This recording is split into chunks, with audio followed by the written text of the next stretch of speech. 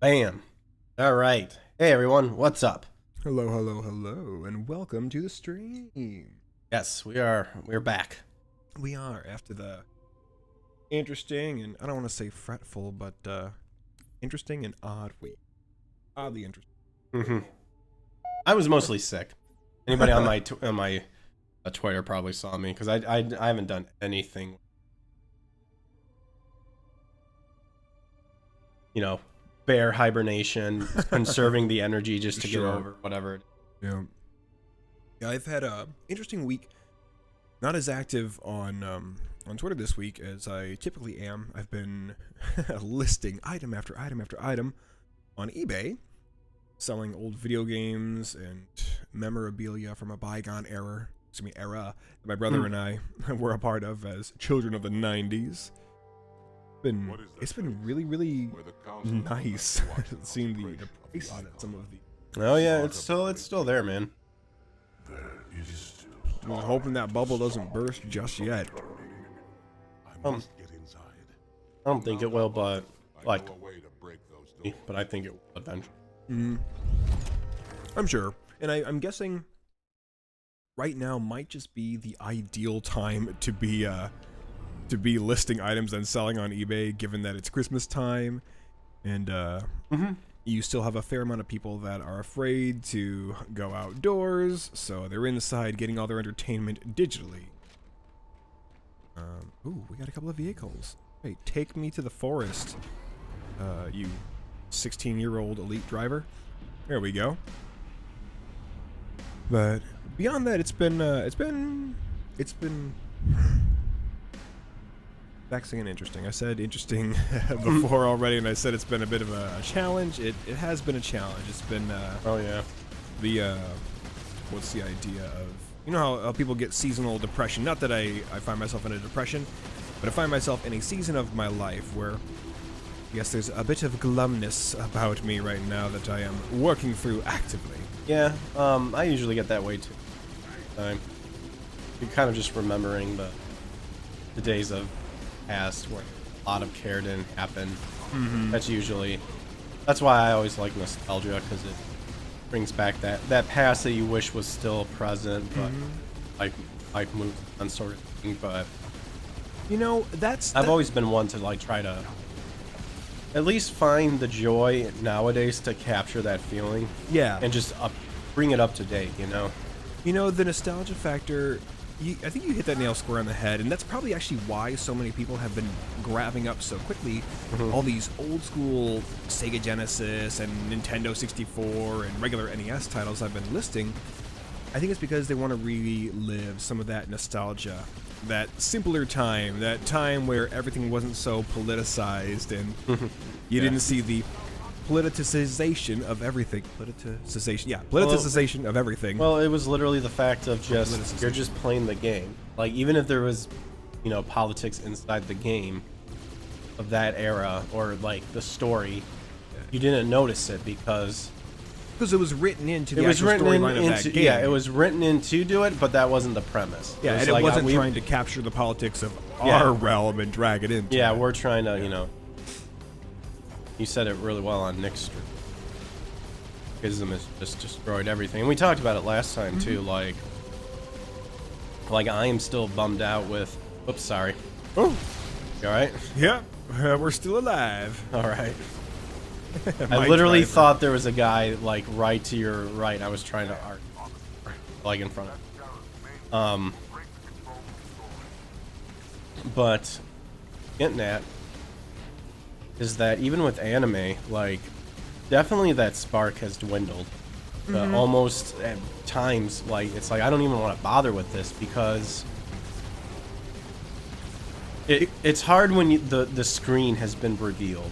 Yeah, that's you can still way of putting it. You can still separate it, but especially for someone who, like, for ones who want to get into the industry or try to see what it's all about. Now that the thing has been revealed, the behind the scenes sort of thing. Yeah, you've seen the underbelly. Yeah, it's very saddening. It's because you would think there would be more people that's like, yeah, we just want to bring everybody in, we like seeing new people succeed or whatever, what have you. And it's like, no, that's not the case at all, because you have to think a specific way, even remotely, possibly get good blessing. Yeah, and to that end, it's like, how dare companies cry that they're all about diversity and they're all about tolerance if they demand that you fit their thinking mold to even be accepted in the workplace. It's an absolute paradox that cannot be rectified by no number of pronouns you want to attach to your name and no number of sexual identifiers that you want to try supposed to go in here? lay hold to. I believe so. Also, we can't drive through. Nay, we cannot. Lame. It's all right. Where we're going, Greg, Oh, wait, that's we our- won't need that's our guy. cars. You have a predator or Oh, I just or want that hunters dude. with Oh, us? shoot. Oh, yep. Oh, well. Oh well. We'll send his wife and pupa a lovely fruit basket. For sure. Here we go. Yeah, these are the ones that need to die. Yeah. There they are. They're the gay ones. Oh, Carl. But to the wokeism ruins everything though. Did you see DeSantis? He's got the stop woke. Yes, the Stop Woke Act. It was like, Oh, beautiful. the whole name was Stop Wrongs Against Our Kids and Yeah. Employees Act. Good, because I said this. I responded to one of Crumbion's tweets, because he's Yeah. Crumbs is having a hell of a time with like the people like that are still bitching about the cons and stuff like Battling that. back, yep. And Crumbs, I responded to Crumbs. I said, shame them with the truth, but the occasional trolling is also nice. And I think, but I think it's sadly has gotten to the point. I think conservatives need to wipe this idea of like, well, we just gotta stand up above, all the garbage that they're spouting and be better than them. I think that mentality is not working anymore, because it's painting them as now just being pushovers and pussies, to where you can still stand up, but yet be blunt, strict about it, and be like, no, I'm not wavering on this, and if you're offended by it, like, get over it. Yeah, you can be forceful and you can be tough without having to sacrifice your integrity. And I think too many people think that anger is absolutely unacceptable, that they won't actually engage in their righteous anger that is totally acceptable. And because of that, they get walked all over, and their friends and family get walked all over. And then whatever group that they choose to align themselves with also gets walked over. Well, it's like what Nick said when in your interview, it's the idea of, like, for example, the Christian bands. Yes. You're a Christian man, therefore a lot of your stuff should not be priced at all. It should just be for free, right? Because isn't that what it's all about? And it's, well, no. Taking advantage. Yeah, that's just being taken advantage of. God's not at all above, like, blessing people with money and stuff like that. Mm-hmm. Well, and think about this. I was pondering this today, actually, and it's the idea of essentially being letting meekness as a Christian equate to weakness, which is not supposed to be. And I was thinking about the very first chapter of Proverbs, where you have essentially the voice of Jesus Christ, as he was called he was called wisdom itself. And he's talking, and what does he say? He says, if you ignore my calls and you don't heed my warnings, I will laugh at your calamity. I will mock at what befalls you. I'm sitting there thinking, I'm like, wow, if you look at what real laughter and what real mocking is, that's ridicule. That's poking fun. That's you flat out saying to somebody, oh my gosh, you big idiot, had you just listened the first time around, you wouldn't be in this existential quandary where you're trying to figure out what gender you are and not based on what's hanging between your legs. Oh, you poor thing. Oh, you didn't want to listen to wisdom. So sad. Too bad. How do we release the people in the prison? Probably a thing we gotta hit around here somewhere. Oh, no, never mind. Oh. But I was thinking about that, and I'm like, wow. There is, I think, in a lot of ways, a lot to be said for the idea of a good, healthy ribbing. Not to the point that you're trying to just be insidious and cruel to people, but in sort of a biting tone that makes them have to step back and re-examine themselves. And I think there is a lot of purpose that you can actually inject into having to call somebody to the mat, as it were, in that capacity. I agree. Yeah, and I think, unfortunately, a lot of Christians nowadays kind of don't. They're still stuck on that thing where, oh, we just gotta ignore them and stuff like that. It's like gotten to the point where we're no longer ignoring anything. Like, we can't just ignore. Yep. It doesn't help anybody. Yep. You don't get to just shut the blinds and close the door and ignore the howling wind outside. It's one thing to just, let it happen. And another thing to at least acknowledge it. And kindly be like, hey, fuck off. Like, I just want to be left alone. Like, go away. Like, I don't care. Like, leave. Wait, just take these? I think we are. Pretty sure. Gave us 2. Hey, They gave us 2. Let's go. Service with a fanged smile. And what is it? Y drops you out? I think Y. Are we supposed to destroy this thing? No. We're escorting it. Oh. B shoots your fuel rod cannon, and then I guess right bumper will probably. Yeah. A in different directions will make you do little flips in the air and avoidance maneuvers. Okay. But it's been, in addition to just, or no, I shouldn't say in addition to, but putting my own taxing quandary from the week aside, it has been interesting, a very interesting news cycle this week. I don't know if did you see that video of that gal at that parent-teacher, sort of like a town hall at the school in California, actually in Buena Vista Middle School? Did you see that? No. Like I said, I was probably recovering. Sure. So I was doing what I could to stay afloat when I could and then rest when I could. Yeah. No. Continue the joke. So this is what I have to just believe is one of, if not the most sinister things that's happening now in our society, and it is the destruction of the children, literally body and mind. And so there was this parent-teacher town hall, as it were, where teachers can come and voice their concerns, kind of like you saw in Virginia, where they're like, take this porn out of our school. Well, now it's in Buena Vista Middle School in California.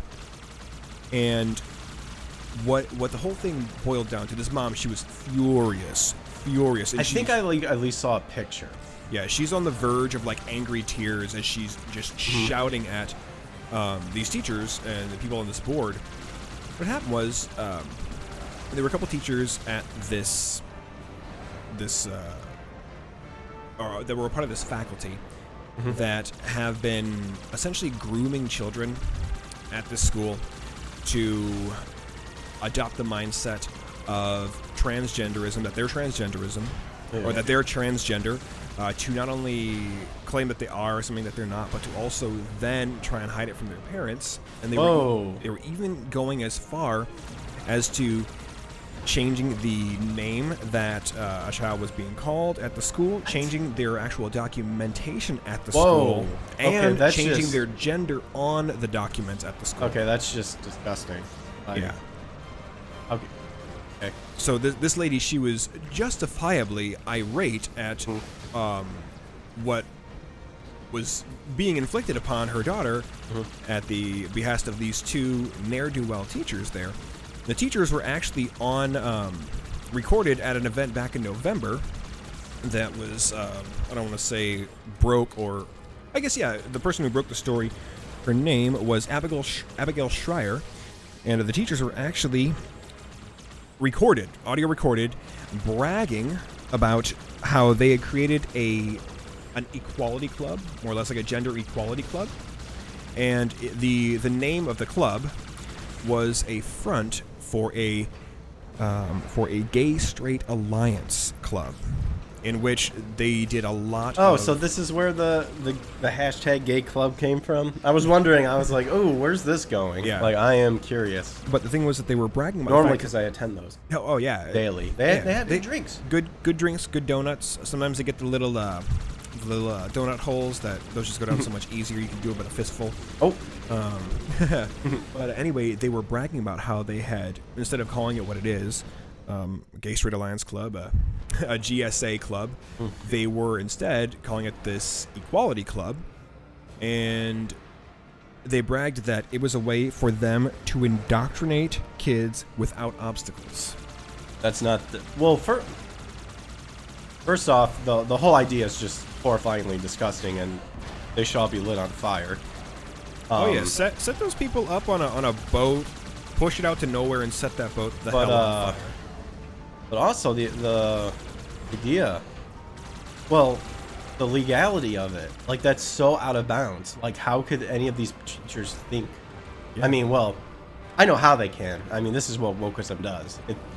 It's the idea of, well, this is for the greater good. So, if we don't have to follow the law. Yeah, and no disrespect to anybody who wants to go and mangle their genitals to pieces when they were an adult and decide to try and assign themselves, however misguidedly, a new gender.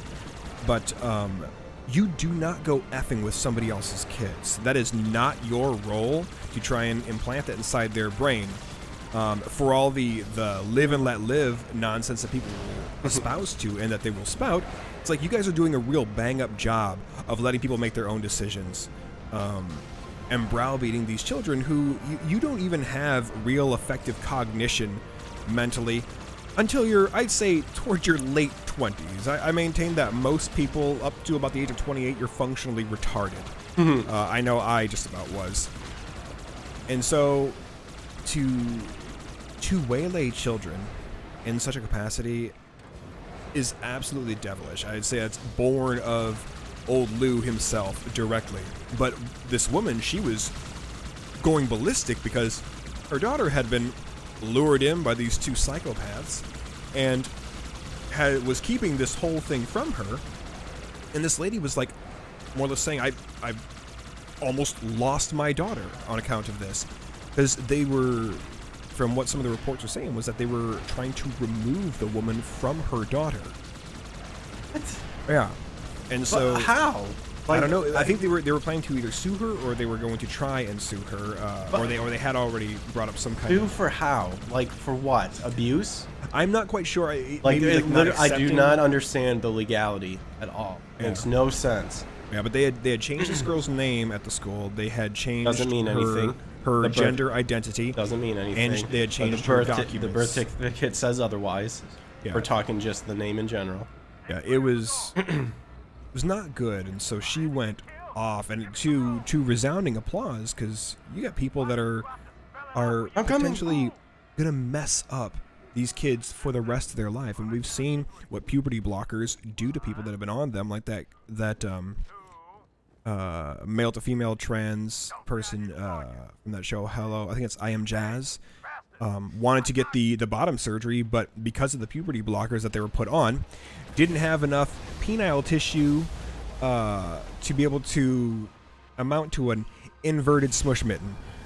And so it was like seeing doctors, oh, what can be done about this? And the doctor's like, yeah, sorry to say, you didn't develop far enough as a man because you were on these puberty blockers that now just get used to having a micro penis, because if you get the bottom surgery, people are going to laugh you out of every place you go to. Gosh. Oh, man. And again, no disrespect if you're an adult and you decide, hey, I wanna staple a pair of boobs to my chest, or I want to go get whatever surgery to appear as such. But again, you do not inflict that on people's children. That is a decision for the individual to make. And again, you do not get to, or in addition, you do not get to force people to then have to go with you into that dark night and call you by whatever pronoun you want.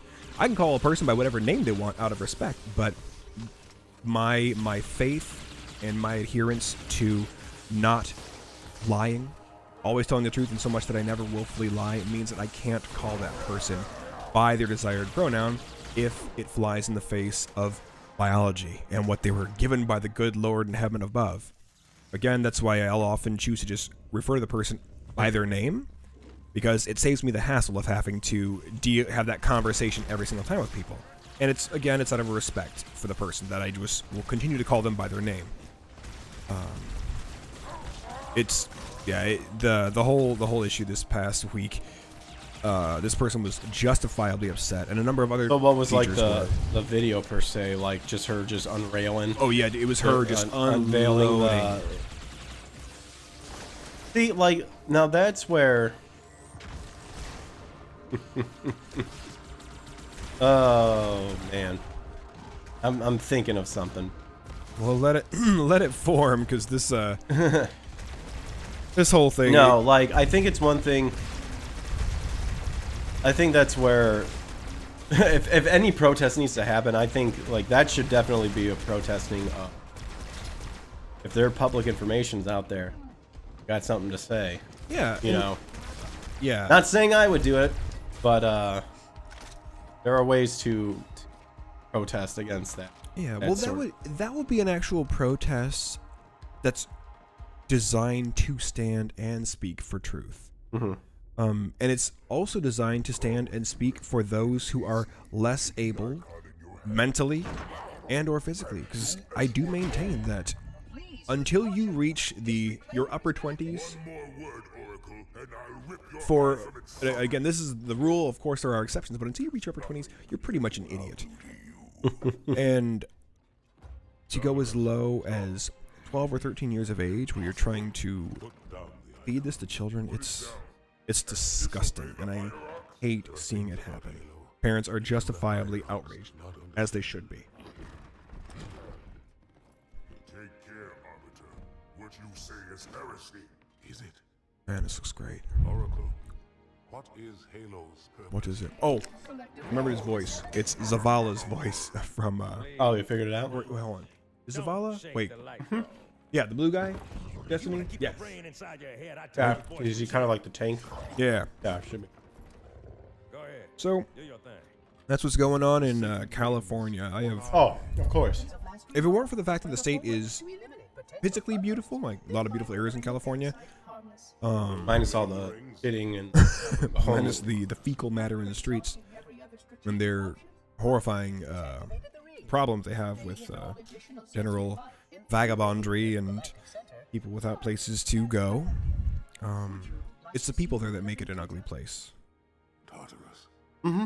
It's really a shame for such a It just needs to break geographically away. beautiful location. Just needs to break away off. Float on off. Oh, float away. You have Will all not be your. missed. You can go be your sanctuary state. Yep. No. Everybody can poop in the street. It'll be a gay old time.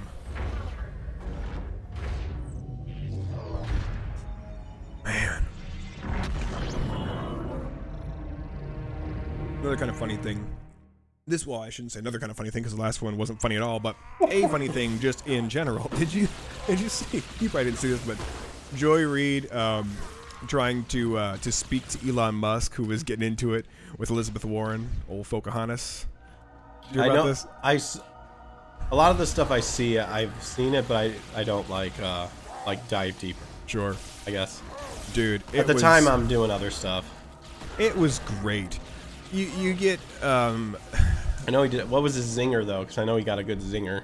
Oh yeah, no, he he called Elizabeth Warren Senator Karen because she's being a loudmouth blowhard. She was going on the whole shtick of well, why don't you tell us about your tax returns and how much you pay in taxes, which Elon pays billions in taxes. First off, he pays more than darn near anybody on Earth. Did we already kill the one guy? I don't think we did. I think we got to get back down there.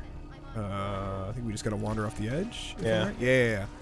But anyway, he called her Senator Karen just because she's being a total Nancy about everything. Probably writing her volume 2 and 3 of Pow Wow Chow. This time it's with peyote. We actually. Oh, I was gonna say, can we pick up? I'm pretty sure we can actually. I'm gonna go find it if we can. Oh well. Oh, I guess we. That's fine. This is all fine. Yeah, we took him down. Quick. We hit on our mother. Oh.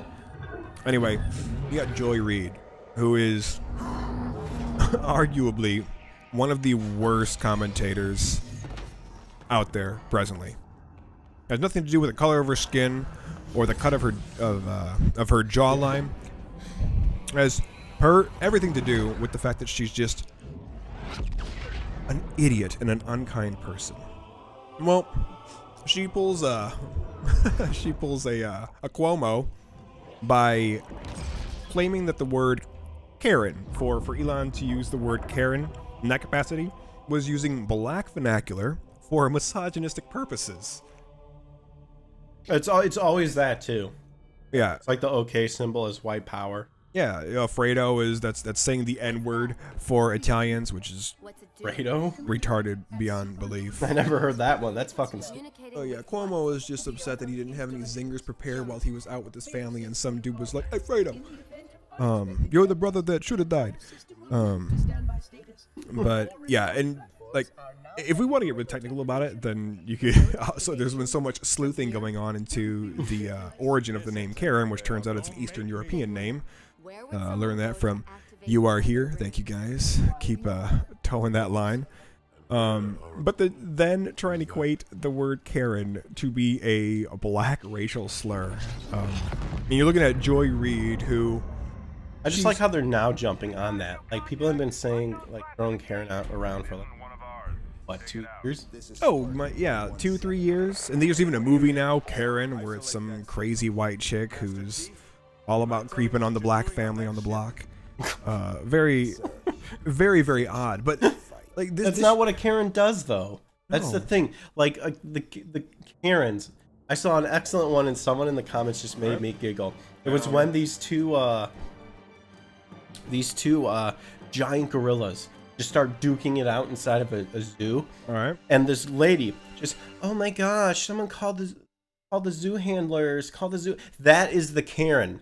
The Karen that just doesn't matter. Like, oh my gosh, someone do something. It's like, shut up, bitch. Like, it's like, mind your own business. This is like an aggression dance they're playing out. This is their nature. Like, that is how they, like, are you fucking kidding me? Like, call the zoo, like, for what? It's gonna scar the children? Hey, you know, like, out in the wild, they don't really do this. They just talk about their feelings and all. It's like, no, like, animals will, like, if someone in the herd or in the pack or whatever steps out of line, the alpha is gonna come up and bitch slap him back into place. Or go like, all right, you want to challenge? Let's challenge. Hey, if the guy actually beats the alpha, he's now the leader. Mm-hmm. Like, it's same thing in the wolf pack. That's the Karen for you. Yeah. The unnecessary comment. Yeah, it's the unnecessary stepping in to try and level some kind of correction where literally none is needed. And Joy is just an idiot. Has lost in the last year, I guess, something between 60 to 70% of her entire Base? Yeah, her entire fan base and just viewer base. Is she a commentator for? I want to say NBC, I believe. Excuse me. MSNBC. Yeah, whatever. But oh hey, there's Halo 2. We finished that one. Well, yeah, we finished everything. Nice. On to Halo 3. The build ballers out here. Wait, did I not set it for co-op? What have I done?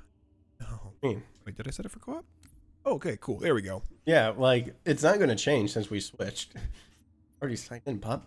Oh, look at this. Look at this. What do we got? Let's put on the old acrophobia. No, we don't. Grunt birthday party. That should be fine. And we'll do the I would have been your daddy. Always. What's that one? It just makes the dialogue from enemies and friends a little bizarre. And it was also the skull that you get from jumping through the rings in a certain pattern when you get to that level inside this game. Oh. I remember doing. Yeah, it took a while. It was a few minutes you had to work on that. And I guess you could also do a pattern which would play the Halo theme that, Well, I might be thinking of the rings in in the raid. Oh, that was annoying. Yeah, you probably are thinking about that. That was, in fact, annoying. But, yeah, 60% of her viewership has... 60 to 70%, I guess, in the last year has completely just evaporated. So, real quality content coming out of there. Fuck. And also, it's inserting yourself into an area that you've got no business mucking around with. It's like, are you so hard up for viewership and so hard up to try and save your dumb little commentator show that is so lowbrow that you have to appease to other retarded people, and you have to call up inside their minds a racial disparity because he chooses to call Elizabeth Warren, who's 1/2400th Indian, a Karen? Is that what you got to do? You're so hard for viewership that you've got to try and make a racial issue where literally none exists. Boy, you could be a whole lot better than that if you chose to out there, Joy. And if you really hope to set anything straight between blacks and whites, or anybody of any skin color for that matter, if you really hope to try and set it straight, this is not the way to do it. This is only going to sow more division, and you should be ashamed of yourself. And you should be shamed out of your job, because that's retarded. I mean, has she provided, in all honesty, has she provided any sort of contribution to no solution to society? None. Beyond commenting and, let's find everything to be angry about. It's like, come on. You could, if you really wanted to go that route, why don't you just write a blog like every other pissed off feminazi out there? You can go have a bake sale to stop misogyny, and you can shape the cupcakes out there like severed heads of men you don't like, and at least you'll be giving the proceeds to somebody who could use it. Well, Kathy Griffin get shamed into apologizing and then get pissed off that you had to apologize. Oh yeah, because you cater to the cucks. Yep. Life on the D list. There you go. I was thinking about how like relevant. Maxine Waters and Joy Reid? Joy Reid, yeah. Joy Reid and Elizabeth Warren. Their faces all remind me of like that first initial pour of pancake batter inside of a frying pan where it's all folded and all disgusting looking and just doesn't look good, not uniformed at all. They all remind me of that. And I just just the same blank look on all their faces. Yeah, I love when Elizabeth Warren was asked what she would rather do, and one of the answers was Netflix and chill, and she's like, "Oh, definitely Netflix and chill." Yeah, no one's gonna touch that. Yeah, you're not Netflixing and chilling with anybody. You're Netflixing and calling, and they better be paying, or they better have a good rates per hour. No, she's just playing. Probably not even per hour, probably like per second. She's playing chat roulette, just hoping she gets all the psychos. But yeah, just. Dude, jacking off. Oh wait, another one again. Oh shoot! I know this is the way the internet works. And you gotta get through all the penises before you find the one good friend, or something, whatever he says. But yeah, so that was another more humorous one. I used my equipment. I don't know what it does. Oh yeah, I forget you. This is the first one where we start to see equipment. You can get one which is a bubble shield, which you made. You can't shoot out or in. You can get a health regenerator. You can get a shield remover. I know there's something else that you can get as well. Oh, you can get one that makes you, it's like a gravity displacer, so it can launch you up in the air over areas. It's pretty slick. So is Halo 3 your favorite Halo? Halo 3 is my favorite Halo. And what about it makes it your favorite? I think well, number one, I love the graphics. When I saw these back when it first came out for 360, it was like, wow, they really are just maxing out what the system could handle. And also, this was the first. I played some of Halo 2 online, but it was kind of towards the end where everybody was just sweating hard. This was the first Halo that I really seriously got into the multiplayer for, and put so many hours into said multiplayer. It was wonderful. I enjoyed every second of it, and also I really liked that the way the buttons work inside this one through the bumper system, being able to shift what you want to do and reload that way. I really like that a lot. Wait, I can't dual wield this? Hold on. Wait, what do you have? What do you do with the how you reload with your bumpers? Unless you have your buttons changed. The bumper reloads, and you can pick up other like dual wielding weapons with the bumpers. Unless you've got your weapon or your button layout set differently. Which you might. Oh wait, I gotta follow you. Keep going. But I get a kick out of Elon just dunking on Elizabeth Warren, because on the one hand, just don't, Elizabeth. The whole idea of trying to say to somebody, oh, you make so much money, where's your tax returns? Why don't we get to see what you've been paying? First off, that's none of your damn business. And second off, nobody has to provide that to you at all, as if that's somehow your little trump card of, yeah, now I get to tell you just how unfair that it is that he has to pay billions of dollars in taxes. Huh. Well, I should have thought that through before I decided to do the trick that Hillary did, which I don't want to say it lost her the election, but it definitely didn't help. So yeah, we just got all kinds of people just making brilliant choice after another. All are winners. Oh, just winning. They can't help but winning. They're Well, it's always for they say it's the 1%, but it's clearly the Republican, and it's not the I guess the Democrat one. Yeah, it's people who actually decided to invest so they could have money to go out and buy Christmas presents instead of kicking in storefronts in California or just walking into a CVS and taking up to $1,999 worth of stuff so they didn't have to go in the clink for a few nights for breaking that $2,000 barrier. I did get a kick out of watching this moron running out of a Nordstrom rack with an armload of clothes and then having that all snatched away from him from other I don't know other if you looters. saw this. Did you see how also in California where there's I think they passed a law where I don't know if it was a law or something, but the Californians were getting tired of cleaning up broken glass from broken cars and stuff, so they start telling people just to leave their trunks open. Are you That if serious? people want to vandalize it, they can just go in that. Oh my gosh. So Wow. so retarded. That's so dumb. It's like the same logic behind, so if somebody breaks into your house, just don't fight back because you could end up getting put away. Just let them take what they want to take. What? In what world does that make sense? If you listen to that, if you take that information at face value and you're like, oh yeah, that makes a lot of sense, you're an idiot, and you probably belong in a mental facility that they just need to reopen because these being closed over the last 30 years is doing nobody any favors. They just needs to. Hey, if a beating needs to happen or a beating's gonna happen, it's gonna happen. Yeah, we gotta keep the beating coming till the morale improves. Pretty much. As weird as it is, there's a huge difference between the left's scare them into doing what they want and will do violence to where defending yourself and beating them mercilessly, yeah. But that word. Do it until it leaves a point to where it's oh yeah, if we go in here and we try to do what that guy was doing, this guy is probably going to do the same thing for us, so we probably shouldn't do it. Of course, like the Punisher. They get shocked a little bit and then they'll come back thinking, well, I'll just be the next big person to do it. And then you do it again to them, and you just keep relaying that sad message that, hey, don't break into my house and you won't get beaten or die.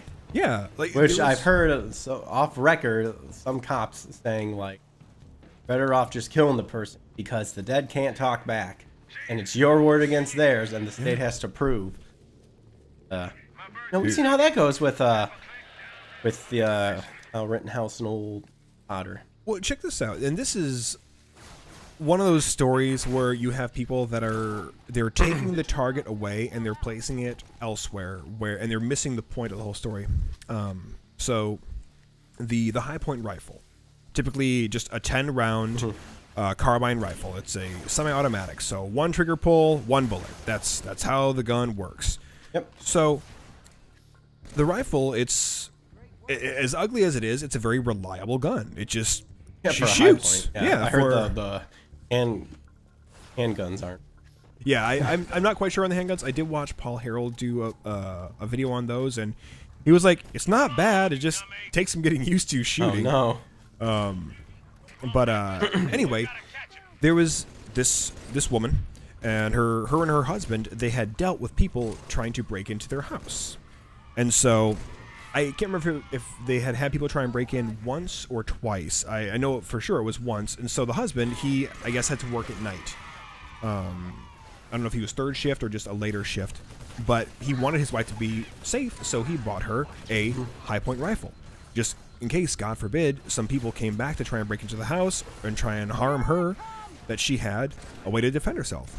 Well, sure enough, these people came back around, and she was able to frighten them away by putting some shots downrange their direction. And to my knowledge, they never returned because, now she's packing brass and lead. Well, I think, okay, that is a wonderful defensive use of a firearm. Not only did you stop somebody from breaking into your home, but you stopped potentially them hurting you and or your posterity. Good for you, lady. That's fantastic. Sorry that it had to come to that, but that's great that you protected yourself.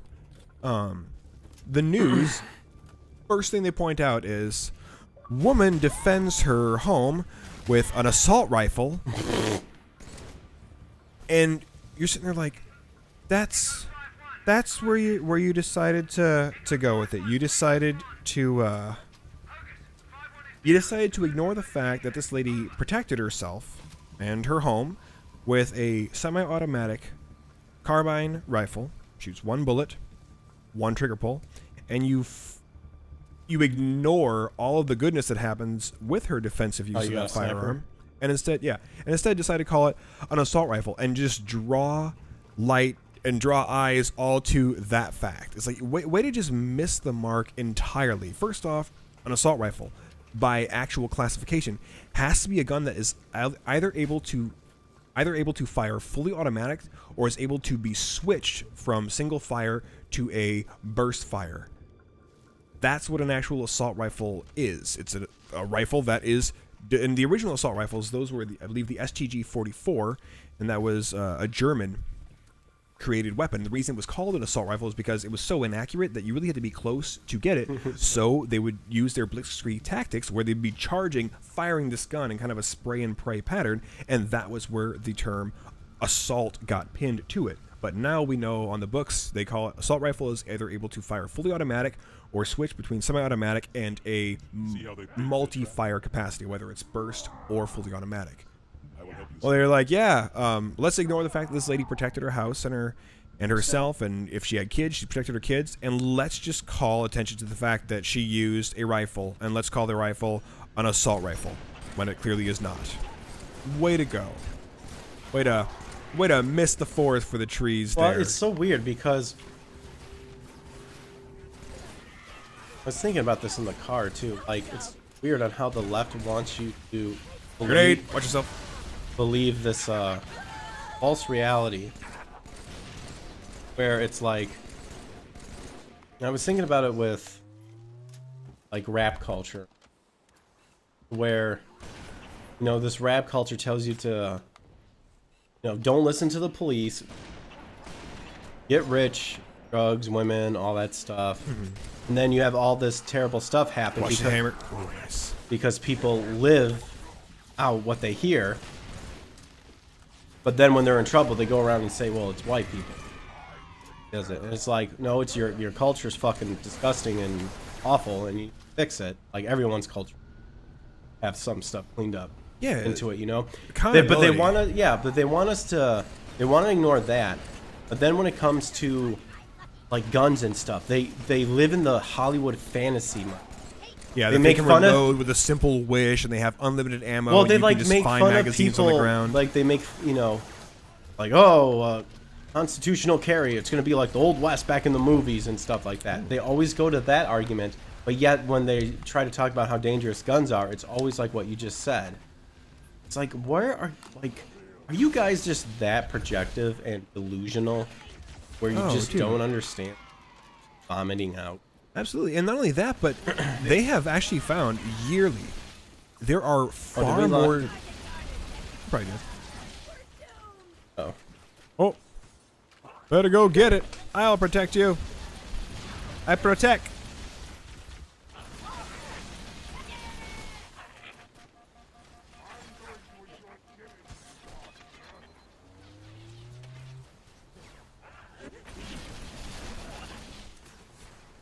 Oh, Gimp, I need ye.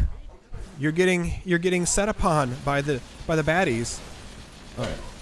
But the other oh goodness, I lost my train of thought. What was I saying before you decided to walk off, Greg, and leave me here to spar? Well, I foolishly locked the deadbolt and not the bottom. I lost my train of thought. It's all your fault now. I know. What was I talking about, Greg? I don't know. What were you talking about? Oh, I remember now. It's actually been found and proven that there are far more defensive uses of firearms yearly than there are crimes committed with them.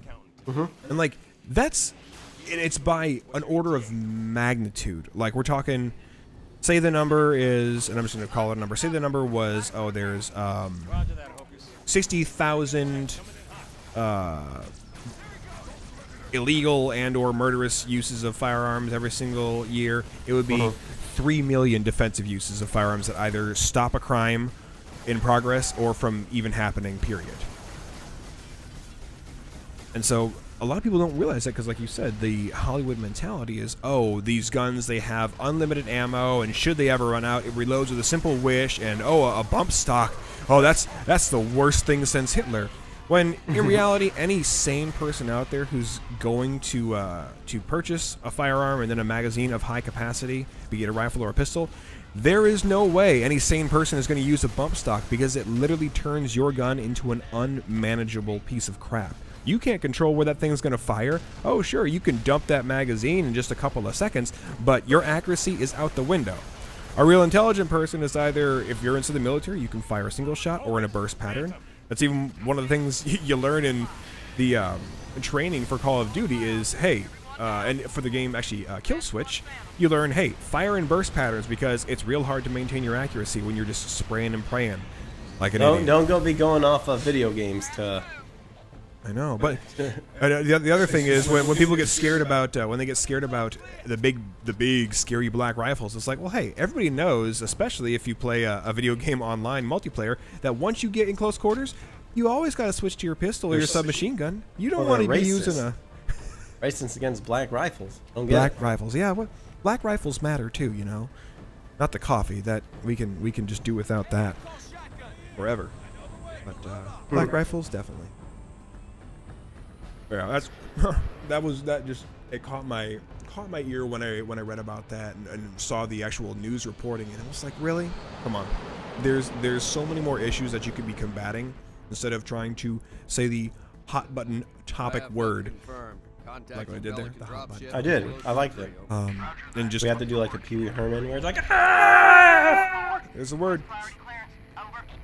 Now we need a zombie to pop out of nowhere and go mecha like a hi, mecha honey honey ho. So, yes, all kinds of wild stuff, and of course, we still got the Rona creeping around out there.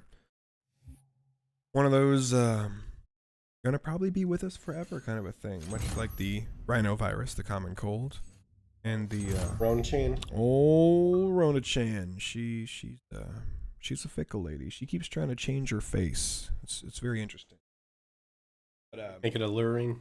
Oh yeah, dress it up. We got all these Greek names. Only they're calling Omicron right now. It really should be the G variant. But we don't want to piss off the CCP now, did we? Hey, check it out. Anyway. No way. Love that sip. Is that the Kermit the Frog sip? It's not my business. None of my business.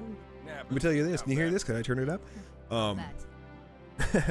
Oh wow, the graphics are subpar compared to the one we just played. But I guess it was refit for Xbox One. Anyway, though, do you know of the doctor? His name is Peter McCullough. He actually practices in Dallas. Yep. This dude is the go-to mind if you're trying to learn anything related to the virus, whether it be SARS, COVID-1 or 2. So that means he's instantly a conspirator. Absolutely. He sleeps with a tinfoil hat on. He wears magic underwear. Not that he's Mormon, he just likes the way it feels. Isn't it more of a vest, though? I thought it was like a vest with like a weird stitch symbol in it. I'm not sure, but if I had to hazard a guess, I would imagine there's like a silver or copper thread that is woven into there, probably to ward off EMF. But anyway, he's written so many papers about this. He's also an independent what's the word? Independent scholar is the word. Independent researcher, yes, inside the field. Now this is a dude who he's edited for huge publications inside the medical world. He has so many credits and accolades to his name. He's also a practicing cardiologist. He sees patients every single week. He's an epidemiologist. He's a academic internist. This dude is an absolute cerebral stud. Well, he was actually talking about the Omicron variant, and instead of the, oh, run out there and go get vaxxed, everybody, and, you know, hide your kids, hide your wife, because Rona's going to come out and take you all down, he had a very, very calm and very, very direct line of advice to people for how to protect yourself and your families. And like, it's just common sense stuff. He says, look, the virus, it can stay inside your nostrils, and from there, it can end up building up to the point where it will finally then get into your system. So he recommends to people that, hey, if you go out shopping or whatever, or you're around a large population of people, when you get home, do a sinus flush. You know, just, he's like, washing your hands, Purelling your hands, does nothing to keep this from coming at you. And he said, the masks, he says, we've known the masks don't do anything to protect you at all. He says, if you want to do something, then be serious, and because it lurks in your nose, do a sinus rinse. Do it a couple times a day if you have to. That were the primary, where they say. That's where it will, begins. where it goes from is inside your nose. So it's like, yeah, that's pretty simple, straightforward stuff. Obviously, you know, if you know somebody has been exposed to it and you've got an immune system that you don't think is going to be able to handle being around that, then number one, don't put yourself in jeopardy by hanging out with that person, and make every effort that you can to just keep yourself healthy in the interim. Take your vitamin D, take your vitamin C. Just do all the intelligent things for yourself. Pretty much, if it feels like you have a cold, take the appropriate cold medication. Exactly, and there's not experts. treatment. Yeah, we're not experts. We're laying what we hear, what we've heard. Not giving you advice out there. We're just talking about what we heard the expert actually say. But he gave some really, really hopeful points about the Omicron variant, which I'm going to start calling the GCCP variant. G. But he actually pointed out that the Omicron variant has 30 mutations inside the spike protein, which I don't quite know the significance of that, but he talked about the Delta variant had, I guess, somewhere around 7 mutations inside the spike protein, and he talked about how the Delta variant was, it was so aggressive in comparison to what we'd seen from the Alpha, the Beta, the Mu streams, or the Nu stream. Was it Mu or Nu? Lambda, all those. It pretty much wiped all those out and became the actual, if we want to go into biohazard realm, the Tyranitor virus. It smoked the other ones out. It was the most aggressive that we saw. Well, this new one, the Omicron, they found that in terms of infectability, they have seen from, I guess, recent tests and from all that they know about it right now, it seems to be 1/3 as infective as the Delta variant was, that's great, you know, like 1/3 as infective. It's also, the symptoms are orders of magnitude lighter than the Delta variant, so it's way more survivable. They have found that it's really, really mild in people who do have the vaccine. They're not quite sure how it's going to be playing out. Supposed to wait for this? I think there must be more enemies we got to kill. But they're not quite sure how it's going to be in the long run for people who aren't vaccinated, what the effects of it will be. But there was actually, I wrote it down, there was actually something else. I guess it has a unique PCR pattern, so you're able to find out right away if somebody does have it, which is also really cool. Like, the virus is starting to evolve itself down to a much more manageable, I guess, variant to what it used to be, which is that's good. We want that. But one of the things he did point out also was that this virus appears to have come directly from and have been spawned directly from individuals who must be. But it was spawned from individuals who are vaccinated. That's how this one came about. But all that said, it does seem to be a much less lethal and a much less infective version.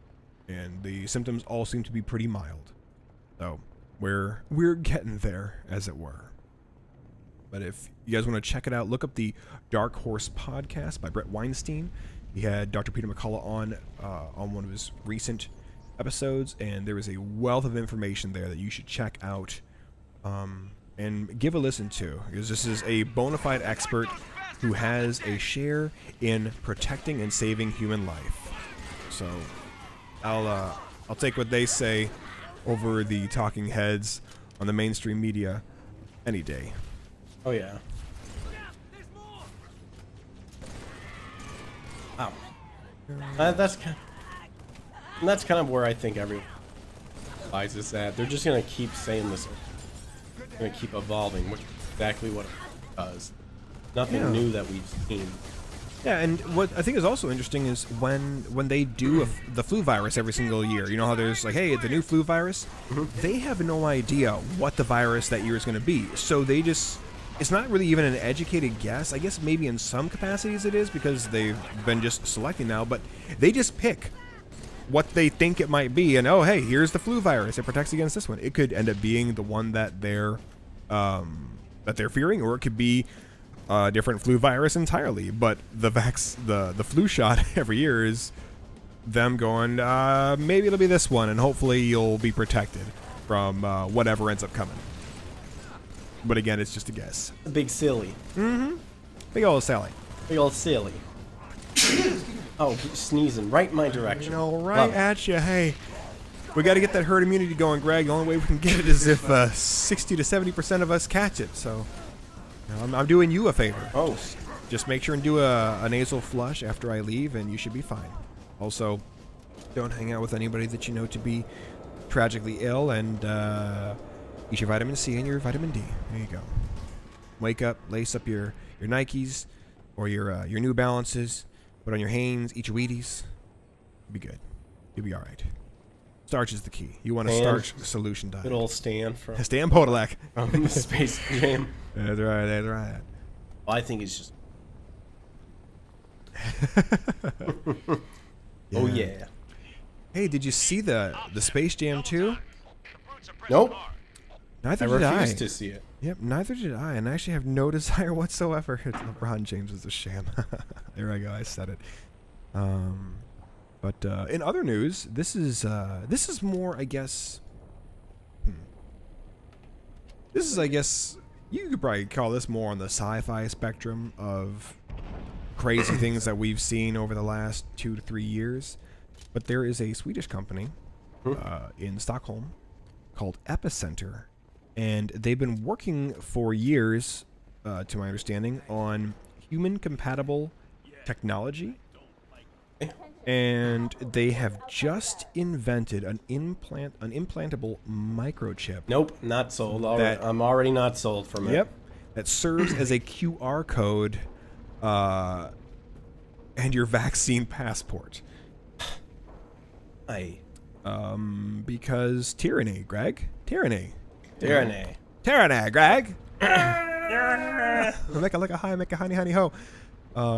So yeah, and of course, with doing a microchip kind of a thing, there are a bevy of applications that you could use said chip for. That could be everything from your vaccine passport to that could be your buying, selling, and lending power. That could be what grants you access to public areas. That could serve as your ID.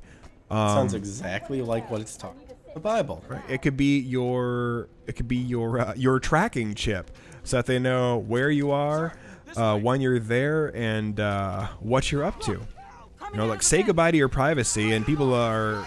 I'm sure there's a subculture of humanity out there that's going to be just jazzed as punch. Oh yeah. To get this, because they're like, oh my boy, make it easier for me to do all the things that keep my brain in subservience. I am coining this term right now. Let's do it. The left are the bennies of the world, and when I say bennies, bennies from the Mummy, from the Mummy, the 99? I think 99. 99 Mummy movie with Brendan Fraser. You know exactly where I'm coming from when I say the Benny. They would rather be on the devil's side than in his path. Yep. When he knows that nothing's good gonna come from it. Oh yeah. I'm coining that term right now. The left are the Bennies of the world, and they will get their upcomings so sweetly. Maybe not by being eaten alive by scarab beetle, but that'd be choice. Something will happen eventually. Yeah. Whether in this world or the next. Yeah. Thing is, you cannot lie and hope to not be found out. If you lie, one thing is for sure: you will always Wait, did you be take found that out. shot? I took the shotgun. No, you fuck. It is mine. You'll have to find another one. No. Oh, I wish I was sorry, but I'm not. That's right. People in the back. I'm that guy. No. Take this.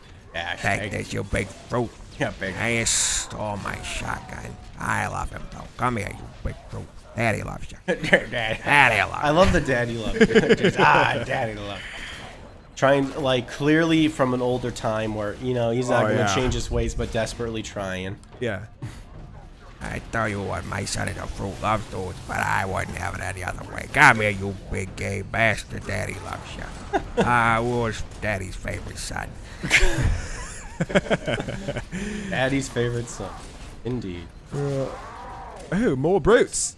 There we go. Oh my gosh. He took a shotgun to the face and he lived. No. Oh, what's my melee? Oh, I didn't know what the melee was. Well, you're a problem now, Greg. I have a Gatling gun. Oh. I'm good. I'm G, or a turret, I guess, and I can detach it. Never mind. Oh. Well. Oh, another shotgun. For me? Look at that. All kinds of ammunition in it, too. Must be my birthday. So, yeah, if I had to hazard a guess, and I don't think I'm too far off here, I would say that having a microchip implanted in your arm or wherever it's implanted in your body, is a bad idea. I get it in my penis. That chip Albert. You know what? I'm not going to say you can't. I'm sure you could get it wherever you darn well please. I'll get it chipped right into the garbage. Right into my garbage can. I will have installed. Oh. Yeah, I could see people doing that just to kind of be like those folks. Yeah, and I think that's what's the most scariest thing is that there are people there that will do it. Yeah. And it's like, what? Why? Like, you cannot explain to me enough your reasoning because it will never make sense. Yeah. What I was about to say is I could see somebody getting it implanted into a phallus or another no-no region of the body just to kind of be like those folks in Australia who had to check in and say, hey, I'm here. Because I'm unvaccinated, and they were taking pictures of their dongs and other other body dude, might as well troll while you're being oppressed. Like, hey, I'm checking in. Here you go, and yeah, you know what? Well played, citizens. Way to really stick it big to the men. We're out here living for fish and chips, so I don't need to be bothered while I'm at home trying to watch the telly. Here's a picture of my phallus. Take that. No. Take that, you authoritarian jerks. Or Australia. Yeah, that is a very scary situation presently over there. In what really is amounting to a concentration camp of sorts. Weird. Well, you know what's crazy? And then they're like, oh, it's volunteer. Is it really volunteer? No, sure is not. It was actually a gal. Well, yeah, I was gonna say I watched that video of that gal who escaped it, and then they had to take her right back. And because she didn't wear or wasn't going to wear her mask while standing on her own balcony at this facility, so stupid. They were gonna reset her time and make it so that she then had to be there for I think another 14 days. Was it all days. just for quote self quarantine? Is that what's the purpose? I don't understand. Well, the thing was, you have to submit the test every single day, and she was not testing positive for COVID at all. She just was not vaccinated. It's like the force you into uncomfortability enough that you'll finally just break down and you'll get the damn jab, as they say, or like Jordan Peterson, where okay, I got the damn jab, now leave me the fuck alone. Oh yeah, I saw that. We're now fully vaccinated. What defined as the The initial shot and then the 4 boosters? Is that what the term fully vax means? Pretty much. Even Also, though who gives a shit? the definition of anti-vaxxer is somebody who questions a vaccine now. Well, I guess I'm one of those. Yep. 'Cause- Someone who questions the Well, effectiveness of no, a vaccine. I don't question it. No. Yep, we know. We No. do know.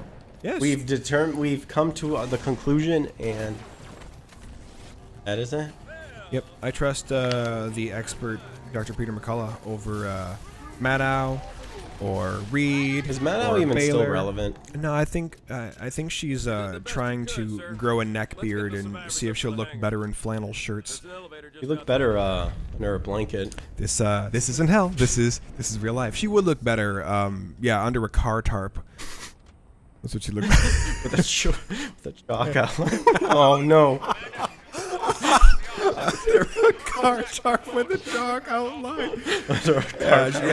Go play hopscotch with a chalk outline of your body. In Minecraft. That's Yeah. what we're saying, in Minecraft. Yeah, or Obviously, we don't.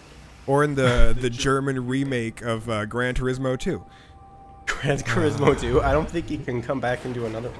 I think the deed was done. I would have to. I would have to. Did you agree. start up that elevator without Sure me? did. Oh my gosh! I'm You gonna have jump been off this left. ledge right here. Oh, and I live. Comma Corton. Oh my goodness, these bullets are for you. Here we go. Here we go. All right, I'm excited. What's going on? Don't get me further worked up. I'm already excited. Oh, jeez. Oh, my God. What caused him to get excited in the first place? Well, he's got a heart condition, so it's like, Oh. Dad, don't do it. You think your heart condition? Don't get excited. I'm already excited. Go leave Corky alone. That voice. Oh my gosh. I don't know if that's a 3-pack a day voice or he just prefers to drink a 212 That degree is coffee straight out of the pot. Well, that's a man, is what that is. That's a man's voice right there. That's a guy who died with 5 pounds of red meat Is rotting he in his dead? colon. I'm assuming he is. I'm fairly certain. I mean, he was but don't old. quote me on That was back in like what, 90s, late 90s, or Oh, I think that was also 99. I Yeah, believe. so he's probably the Marlboro. Yep. John the Way the Dodo. Fantastic human, especially for that role. What's his name? I think we always. I don't know his We name. always do this. We I always think- go. Who is it again? I want to say he's the actor who played Columbo. I'm just gonna type in Corky Romano. Corky- since I know that's what we're Romano quoting. father. Peter Falk. Peter Falk. Is he alive or is he deceased? Let's find out. He was. Oh. He died in June 2000 or June 23rd, 2011. Oh, I thought you were going to say this year. No, not. no. I was just going to damn Oh, again. I knew. I felt deep down in my testes that he was. He's he long, was long 6 gone. foot under, probably now fully decomposed. Sure. But question was when? 2011. That would be the day 1 year after Oh, we. no, I'm well, gone. you graduated college in 2011. 2011. I already graduated. You did. Because I had to go off to Disney World, get real friendly with Goofy. Oh, gosh. That's right. One time I was Hey, we the got biggest thing. I was big. You were Woody. I was big. You were a big Woody, right? But I wasn't bigger than Xavier Cougat, the Mambo King. Oh, bigger than Xavier. Wait a That the Mambo King. Wait a minute. What did... Then we had to arm the bomb. Where's the bomb? Oh. Little. Oh boy. Well, I haven't the foggiest. Oh well, there's a bunch of dead guys. You know, there was this violent storm that beset the coast It said we have to. in Is China, and Here, I'm gonna. Oh, you're already going. In the Or are you wake of following the me. I'm going upstairs. Well then, in the wake of the When I storm, fish. there was this young lad. He was out on the beach, it's a young lad. and he was picking up starfish that had washed ashore in the deluge, and he was carrying them gently back to the edge of the water and placing them in there. And this man who had just been beaten down by life, he saw the young lad, and he said, "You know, what you're doing doesn't really matter in the grand scheme of things. You'll never be able to save them all." Young lad, he took the purple starfish in his hand and he placed it in the nearby pool with some of his starfish brethren, and Sisterin. And he said, well, it mattered to that one, you son of a bitch. Watch. There we go. You will be the protectors of Earth and You're darn right I will. Where are you? Come here, you big purple fruit. I'm here, you AI. In a game or two, you're gonna try and take over the universe. I gotta sort you out quick. We love you. Gotta sort you out quick.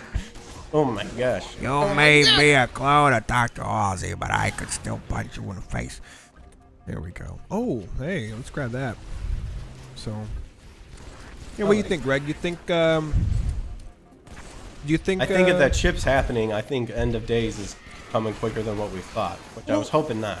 Well, and I was actually going to ask you if you think the chip is going to be somehow interconnected. I don't think the chip itself. You know what? I think that, and I think it's what you're getting at too.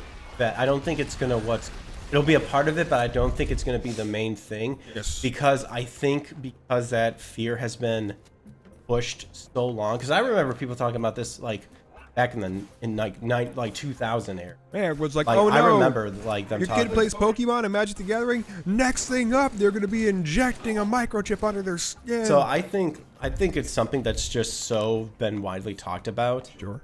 That when it happens, it's gonna be like this is just it's either gonna be one of the things where it's like, oh, people have heard this so much they're not gonna believe it, and it is, or people have heard it so much that they're gonna be worrying about this while we're secretly this. So it's gonna be like one. I could see that. But I interrupted you. What were you gonna say?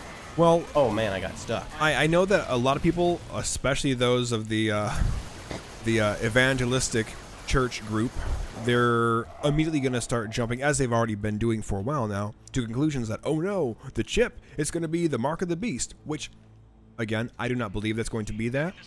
But I do side with actually what Alex Jones was talking about, and even what Russ Dizdar was hinting at as well. Oh yeah, and that's I just chuckle already. 'Cause you drop Alex Jones. good old AJ. You know, people are gonna question your ability. And But I'm I'm excited clearly from deranged. I'm excited from this story. Continue. I went Okay. crazy when I found out my son was a fruit. I was just crazy with delight and joy because he found out who he was. Delight and joy, or he found. I his think true I was self. happier for him than he was. I tell you the truth. Dude, But, I see. But what I do think is a real possibility is that the again, this is what AJ was hinting at, and what I believe Russ was also getting at as well, and that's you look at how people react to a mask mandate. Okay, you look at how they react to a quarantine mandate. You look at how they react to a vaccination mandate. And based off how they receive those things, you know how far you can push the people to when it eventually comes time for the old beast and his prophet to start stamping wrists and foreheads. Then you know, as a basis, what you're able to push them into and how compliant they will be to essentially sacrifice their humanity for godlike abilities, maybe small g abilities. So I believe that the mark of the beast is actually going to have to do with changing one's DNA. Okay, that's what I was no gonna get longer being human. Because you think about this, there's the question that arises when people wonder about, okay, well, what about the Nephilim? Why wouldn't God allow them to stay alive? Well, because Jesus didn't come on down to earth and become a Nephilim and die for the Nephilim sins. He came and he became man and died for man's sins. So if you have sacrificed your humanity, you're no longer human. You no longer have a redeemer who died for you. Well, and so that's why I believe it's going to be at the DNA level. I get you, yeah. Because they're according to Jude, they're ineligible for redemption. yeah, that's what that's kind of what I thought you were going to say too. And I also do think DNA is probably going to play a factor. And I actually do also think that I would not be surprised if quote aliens play a part in there too. Yeah. The idea of well, we've been out there longer than you have, and we've seen some stuff, and this person's pretty much saying that Jesus, when he comes, is going to be the bad guy, sort of thing. I'm not surprised at all. Yeah, that's why the That too. mRNA vaccinations are so scary, because they are literally rewriting your DNA. It's like if you can gauge what percentage of the population is accepting of an mRNA vaccination, which is changing your DNA, it's a literal gene therapy, then... But the question is every mRNA like this one specifically, or is it because it's only shown short-term studies and not really long-term? Yeah. No, mRNA vaccinations in general are gene therapy. They change and alter your DNA. Oh, okay. So, like... Well, we know that the mark of the beast has to be willing. Yep, you have to willingly You have take to it. willingly. You won't be duped into taking it like it's not they're going to be like, hey, I've got these 2 vials. One's placebo and one's this gene altering vaccination. Take your pick. It's like it's not going to be that. You're not going to be like have the wool pulled over your eyes. You're going to be very clearly given the option. Hey, you want godlike ability? Do you want to be just like God? Do you want this extra power? You got to sacrifice your actual physicality for it, but you can have all this. You're gonna be, Which is made funny aware because of what technically it is. speaking, that's what Adam and Eve chose. They chose to be like too by knowing just the basic They chose the knowledge of good and evil. the knowledge of good and evil. Because there was the other thing too, right? Because there was 2. Wasn't there the knowledge of good and 2 evil? trees. Yep. Yeah, there was knowledge of good and evil, and there was something else. There was the tree of life. Tree of life. The Yeah. tree of life would grant to any who ate of it eternal physical life. So that's why God said, we got to keep them out, lest they eat of the tree of life as well and never die. Well, even reading There we go. Gary Wayne's and hearing a little bit from him too. Don't forget with the Nephilim as well, is that they actually also did something that was also forbidden. That was kind of like a hybrid creation sort of thing. The fallen angel. Yes. And because of that, that's what Nephilim came from. Yep. But, Absolutely. that's always the reason of why do they. Well, and dude, I don't know if you heard this. Kylie played it for me. This is crazy. So, What's to say? no, we gotta find a warthog and get one out.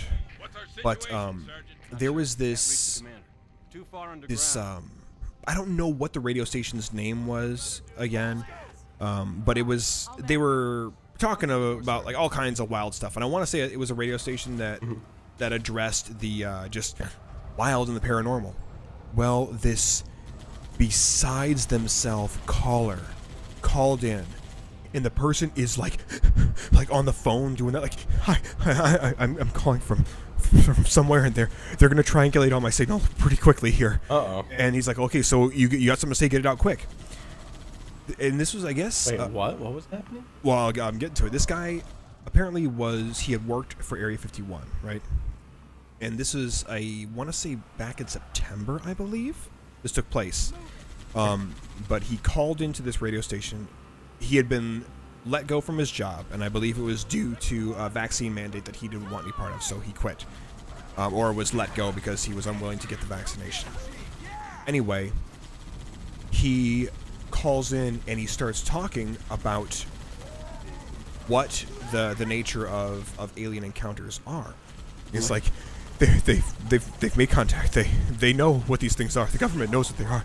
And he's like getting so freaked out, and he's like almost about to break down in tears. He's like, they're not aliens from outer space. They're interdimensional beings. We know this. They've made contact. They have worked out. Like they're communicating with them. Mm-hmm. They know who they are. They know who we are. And all of a sudden, their radio station transmission went dead. Oh. And I think it was like dead for like 3 or 4 minutes before they finally got it back up. I don't think the guy was still on when it came back up. He may have been. But think about that. Because I know Chuck Missler, he mentioned that as one of his theories as well, being that we know that God is at least, at the minimum, a 10-dimensional being. Said there's a very, very real possibility that when you see these ships take off into the upper atmosphere, and instead of flying straight up, they make a right angle turn, an impossible maneuver. Pretty much, isn't that what's described in Daniel? Isn't that what the thing that's the cherubim that are holding up God's throne? Don't they move like that? The wheels? They move in like straight lines and in angles, I believe. Yeah. So he talks about the nature of light and how you can't just to some degree you can't bend light in a curve, but I believe you can with gravity, but how you can alter an image through light. He talks about the idea of a hologram, how you can be looking at me and you can see, oh, I've got a shirt on, and maybe I'm wearing a tie or what have you, and you can't see through and behind me. However, a hologram gives you a three-dimensional image of the person that you're some degree able to look through and or bend around the light. You can see the image behind. So he said, what are the chances, essentially, that when you see these ships that are flying off into space, they're not actually flying off into space, they're just giving the illusion of it, and through using their light refractive technology, they're actually jumping into a different dimension. That would account for the sharp right angle turns that these ships can make, flying at incredible speeds. That's interesting, because even in Gary's book, he talks about, I think, Ireland, where the fairies, talking about mythologies of fays and fairies and all that stuff. There was fairies that pretty much are like gray aliens, and they teleport through portals that are like constructed like Stonehenge.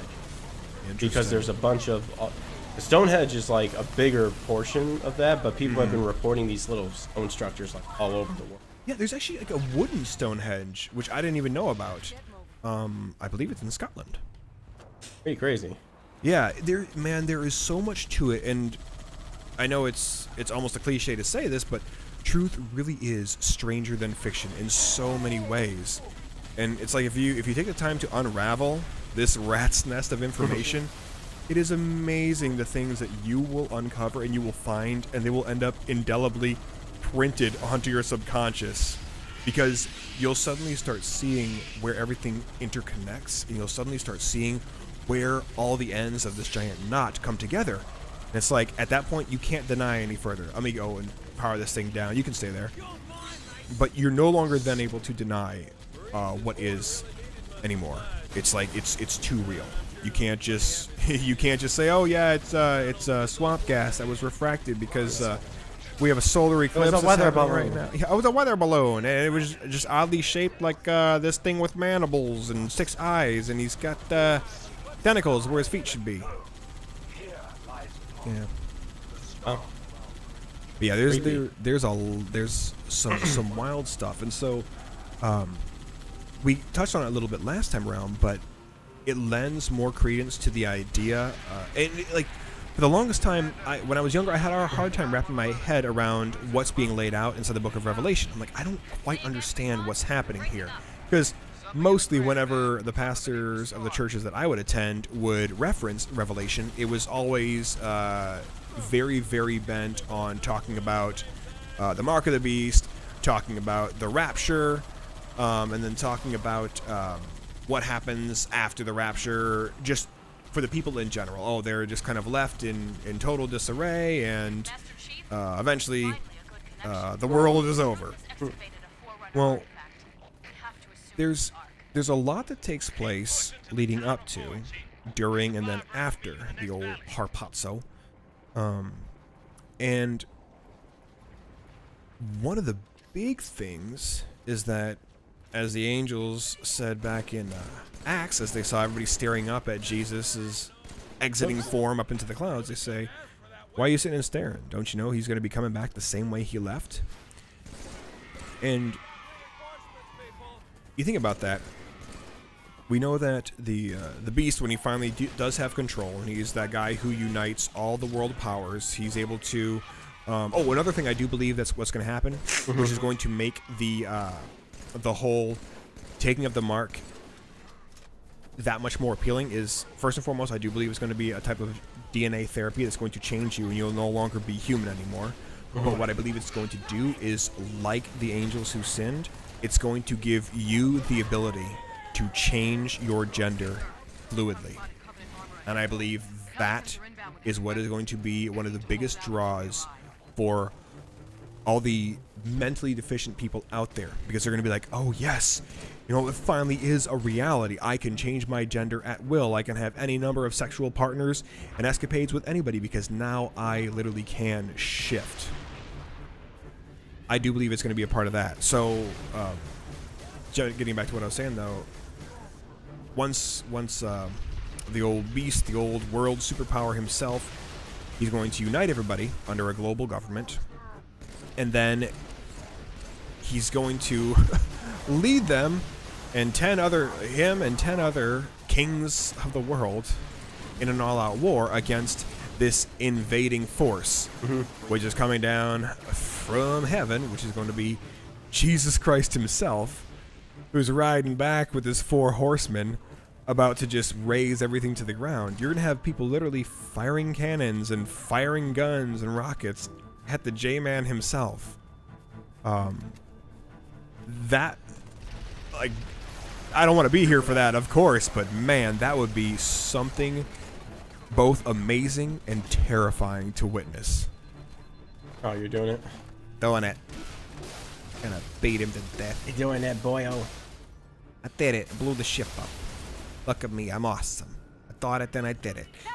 I thought, didn't it? Yeah. I think heard a little bit of it, but I want to read them. I think Gary Wayne's out. Was Gary mentioning it? He thinks that the religion that's going to be united is actually going to be Catholicism. Because Catholicism, because I've heard, I haven't looked super deep into it, but they're like talking about like a black pope now. Like, you know, it's the pope is white, there's going to be a pope of black. Stuff like that. Because isn't that, because that's where a lot of the... hop on, Gimp. Because that's where a lot of, I think where the people who are wrong, where they say like, oh, the Antichrist is going to come from the Middle East. It's actually, he's going to come from, like, Rome, right? If I'm not mistaken. I thought it was like Upper Rome, because I thought that's what Chuck said. Potentially. I'd have to go back and read the passage again, but a lot of people have held that he's going to come from the Middle East. Yeah. Actually, I had this magazine from one of those... oh, that picture? Yeah, that one thing you showed me? The dude in a turban with a briefcase. Oh, dude, it was amazing. Oh, yeah, so good. So culturally appropriate. Real Christian propaganda for you. Loved it. But I do believe that there is a distinct possibility of it coming from Catholicism, as Catholicism and that person in purple, or that the church in purple that ends up getting dealt with because of their heresy and because of their whoa, dude, right in direct hit, took out our rider. But I thought we died. No, wow, the ones nice. to be found. Dude, meat shield for the win. Wow. Okay, now we died. It's gonna be like meat shield for the win. AI meat shield. Who can beat that? But the ones to be found that are actually purporting apostasy, it's believed, and it's pretty much a done deal that it's going to be the Catholic Church. Yep. The ones, like when you hear the song Beast and the Harlot, she's a dwelling place for demons. She's a cage for every bird. Sorry, she's a cage for every ugly spirit. Every filthy bird makes a strength of poison words and fornicating with our kings. Yep. Babylon the Great. So there's Babylon. Andrew WK. So many crazy things that are going to take place, but you're going to see, mark my words, the mark is going to be a type of genetic therapy that changes you from being human, gives you some form of supernatural power, as well as the ability to change your gender at will. And like when almost like because Satan's, if I'm not mistaken, he's a cherub, but he can also be a seraphim. I think he's both, right? He can. I know he's like the in the anointed hierarchy. cherub. He's the anointed cherub, but he's able to... Because he can metamorphosize himself yes. into a being of light. Yes, and I imagine that there's a number of angels. That's kind of like what it sounds like, too. Like Yeah. something that pretty much is like, like what Satan can do. You can metamorph into what you want to be. Yeah, there's actually a conversation, I'm trying to remember who I was listening to talking about this, but they talked about the nature of angels and the initial copulation that took place. And they said, so they shed their outer abode, they shed off their oiketerion. That's in Jude. Yes, Jude. their outer shell. For people who want to know, that is in Jude. Yep. They left their Their heavenly estate, and they took up with the daughters of men. Well, he says it wasn't just the daughters of men that they were engaging with, because we know, according to a number of places in Scripture and also the Book of Enoch, the Book of Giants, that they were engaging in sex with animals, and just with each other. And just to clarify, Book of Enoch does very well with the literature and understanding of it. It's not considered canon. Yeah. But when you combine it together with all the mythology of the world, you get a lot more information than what the Bible tells you. Yeah. Just to clarify for anybody. But go ahead and continue. But anyway, what was that? You said angels are having just sex with humans. So they're able to engage physically with pretty much anything. And the way he was talking about it was, it says, because they were able to change their physical form. They were able to change essentially their downstairs to accommodate whatever they needed to. And I can see where that comes from, because then you can go into like Egypt mythology, where you have all the the half-breed, like the chimeras and centaurs and all. Yes, you're absolutely right. And a lot of descriptions that you see, if you really chase down the rabbit hole and you get into, okay, what did the ancient Egyptian rulers look like? What did the original Nephilim look like? They're very, very serpentine in form. Like it's believed that that's where you see, like King Tut's tomb, where he's got that headdress, which is shaped like a cobra, and there's even the snake on it, the little adornment piece on there. So that was largely done in homage to these serpentine, these reptilian-looking beings, the Nephilim. That would have been these human-angel hybrids, the gods of old, as it were, the supermen, the Ubermenschen. The heroes of renown. Yep, the heroes of renown. Which is not... When you hear that is not good heroes. Like, yeah, not heroes as in saving the day heroes. Heroes as in just badass, beastly characters who leave swathes of destruction. Yeah, I think that's what you're gonna see, and I'm gonna also call this one. I'm willing to bet that this is what the actual harpazo is gonna look like. People, you hear, in the twinkling of an eye, we'll all be changed. We'll all be taken up. First, the dead in Christ arise. Then we that remain will be caught up to meet them in the air. You've seen so many dramatizations of this where it's like, everybody disappeared, and what was left was this neatly folded pile of clothes. Or if you watch the movie, Left Behind, it's like there's just like strewn about clothes in whatever form they fell in when the person disappeared. We made it.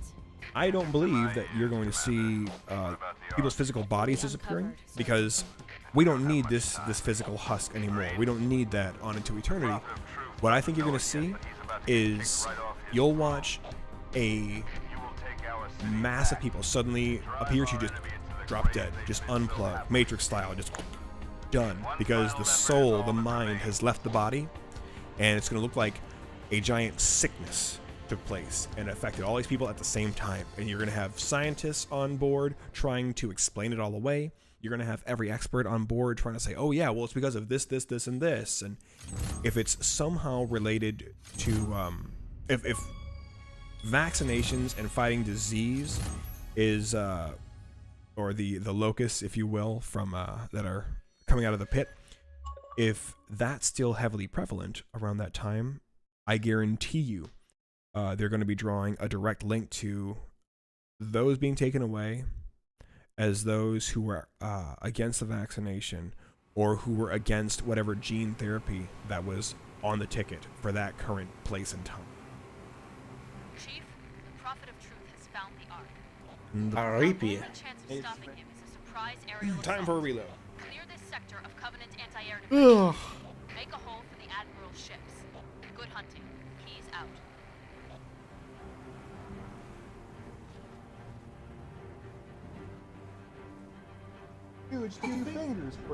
Fingers. Actually, I'm going to be a puss and break that seal. Breaking the seal. Don't worry, I shall soldier forth. Yes, soldier forth. I shall return momentarily. Find a gunship for us and we'll just go have fun. Yes, we will. Open this door. Don't you worry. Yeah, take care of something. Yeah, we'll be all right. All right. So anyway, guys, now would be a great time. Let me go ahead and rep the channel for you. This is Hot Button Co-op, the show on the incredibly named channel, Power Keg Greg. This is our Friday night gig. We have a recap of all the fun happenings from the week, and also we rap a little bit about what's on the old noggin for all of my Bailey Syrian fans out there. If you would, smash that like button, smash that subscribe button, give this video a share, because that helps us get the word out for extraordinarily good content, good conversation, and hey, we're popping grunts in the head at the same time. So you can check us out. You can track us down on Twitter. The Twitter handle is hotbuttoncoop. You can also find Greg and myself. You can find me at Eric Rollon on Twitter. You can find Greg at Greg Marima on Twitter. He has, on this channel here, he does a lot of game streaming throughout the course of the week. So there is no shortage of that fun, as well as us doing our little convo here every Friday. There's a good chance we're not going to have one next week because it is the holidays. We got Christmas is upon us, followed swiftly by New Year's. So, don't expect to see us on next week. Greg is going to be visiting family. But guaranteed, as soon as we're able to, we'll be back up in operation with more fun fodder for you guys to talk about around the cooler. Oh, yeah. Get on, Greg. Don't run off.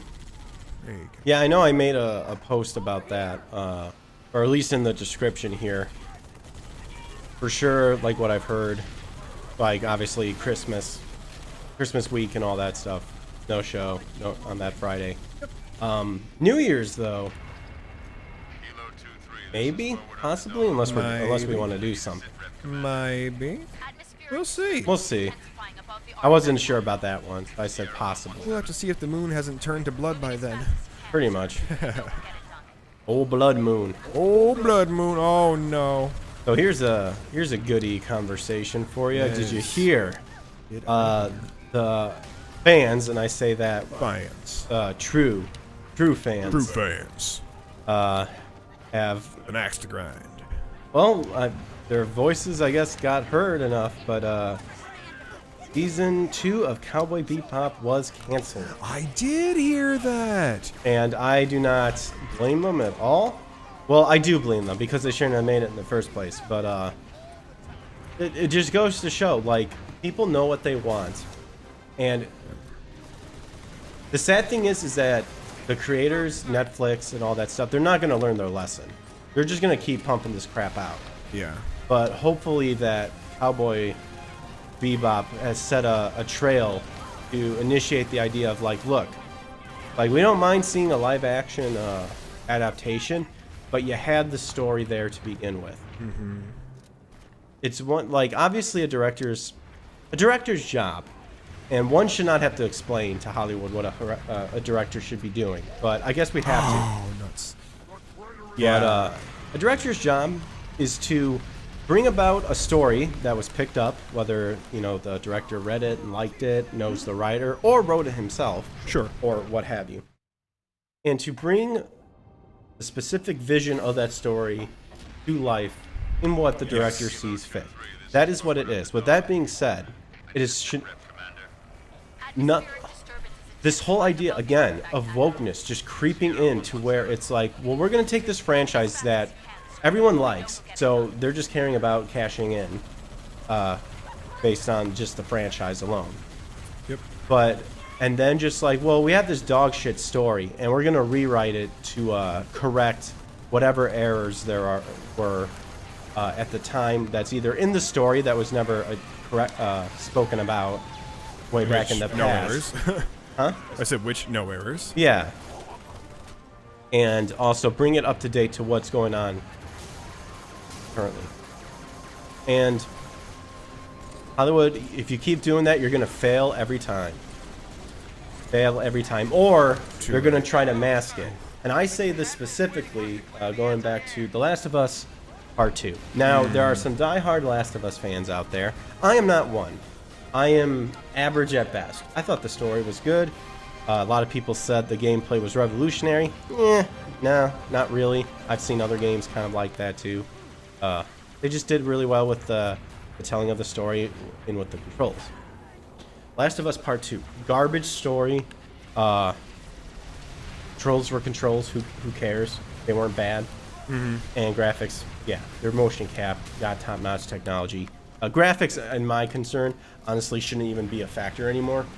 Because if you're making garbage graphics nowadays, shame on you. You should just bite down on a bullet, a Nerf gun bullet, Or a black powder rifle bullet. a black powder rifle bullet. But Last of Us Part 2 went so woke.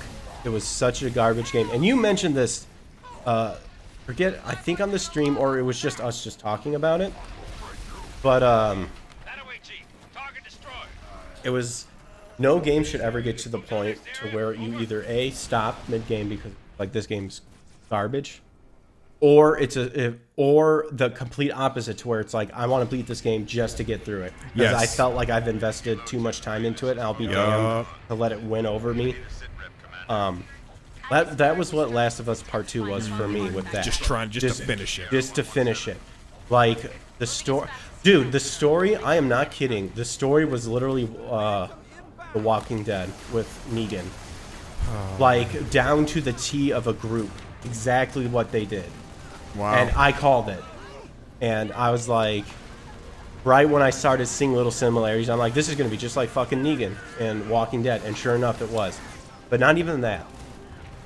It's the idea that during the Game Awards, they won all this trophies for how revolutionary the damn game was. Stupid. But ultimately, God of War, thank the Lord, won the biggest title of them all, which I'm glad. Rightly so.